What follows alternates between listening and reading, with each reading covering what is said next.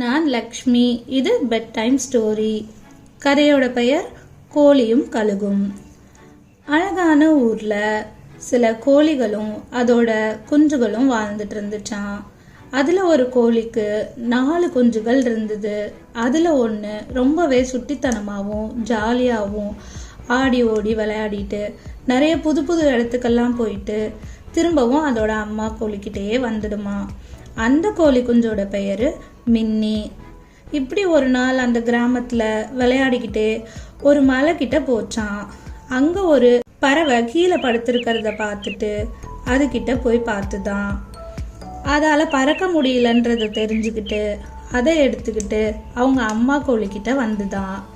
மின்னியோட அம்மா கோழி அதை பார்த்துட்டு, இது கழுகோட குட்டி, நீ ஏன் எடுத்துட்டு வந்த அப்படின்னு கேட்டுச்சான். அதுக்கு மின்னி சொன்னதான், இதை நான் அந்த மலை மேல இருக்க பாறை கிட்ட பார்த்தேன். அதால பறக்க முடியாம கஷ்டப்பட்டுட்டு இருந்தது. சுத்தி பார்த்தா அதோட அம்மா பறவையும் அங்க இல்ல.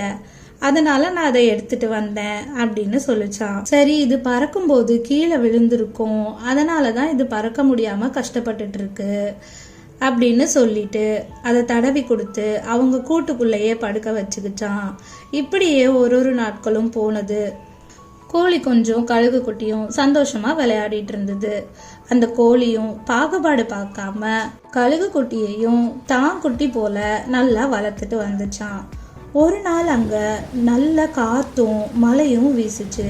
அப்போ ஒரு கழுகு அந்த ஊர்ல இருக்க மரத்துக்கிட்ட வந்து ஒதுங்குச்சு. மரத்துக்கு கீழே விளையாடிட்டு இருந்த கோழி குஞ்சையும் அதோட குட்டியையும் பார்த்துச்சு. ஐயோ, நம்ம குட்டியா? இவ்வளவு நாளா நம்ம தேடிட்டு இருந்தோமே, நிறைய இடத்துக்கு அலைஞ்சோமே, ஆனா இது இங்கதான் இருக்கா அப்படின்னு பார்த்து மரத்தை விட்டு கீழே வந்துச்சான். அந்த கோழி குஞ்செல்லாம் பயந்து கூடைக்கு பின்னாடி ஒளிஞ்சுக்கிச்சான். கழுகு குட்டி அதோட அம்மாவை பார்த்ததும் சந்தோஷத்துல போய் அணைச்சுக்கிச்சு. அப்போ அந்த கோழி அதோட குஞ்சுகளும் கூடைக்கு பின்னாடி இருந்து இதெல்லாம் பார்த்துக்கிட்டு இருந்தது. கழுகு அந்த கோழி கிட்ட போச்சு. கோழியும் பயந்தது.